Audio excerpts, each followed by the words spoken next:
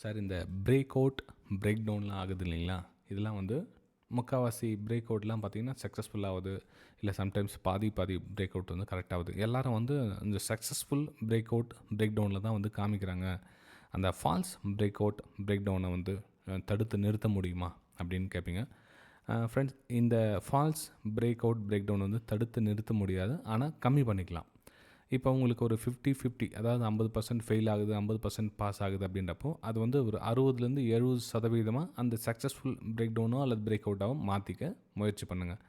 சரி, அதுக்கு என்ன பண்ணலாம் நீங்கள் சிம்பிளாக அப்படின்னு பார்த்தீங்கன்னா, எந்த டைம் ஃப்ரேம் யூஸ் பண்ணுறீங்களோ அந்த டைம் ஃப்ரேமுக்கு மேலேயோ அல்லது கீழவோ ஒரு 200 EMA லைன் தெரியுதுங்களா, இந்த லைனை வந்து மேனேஜ் பண்ணிக்கங்க.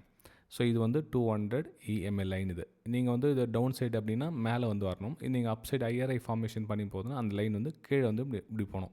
அப்போ இதுக்கு மேலே அந்த பிரேக் அவுட் வந்து உங்களுக்கு ப்ராபபிலிட்டி அதிகமாக இருக்கும். இந்த 200 EMA லைனுக்கு கீழே இந்த மாதிரி வந்து இது வந்து பிரேக் டவுன் வந்து ப்ராபபிலிட்டி அதிகமாக இருக்கும். நீங்கள் ட்ரை பண்ணி பாருங்கள். உங்களுக்கு ஓகே அப்படின்னா சேனலை சப்ஸ்கிரைப் பண்ணி பெல் ஐக்கானை கிளிக் பண்ணி வச்சுங்க. இது மாதிரி தகவல்கள் உங்களுக்கு நிறைய வந்துகிட்டே இருக்கும். அட்லீஸ்ட் இந்த வீடியோக்கு மேக்ஸிமம் லைக்ஸ் அதிகமாக வந்தால் இந்த மாதிரி சின்ன சின்ன தகவல்கள் ஷேர் பண்ணிக்கிட்டே இருப்பேன் ஃப்ரெண்ட்ஸ்.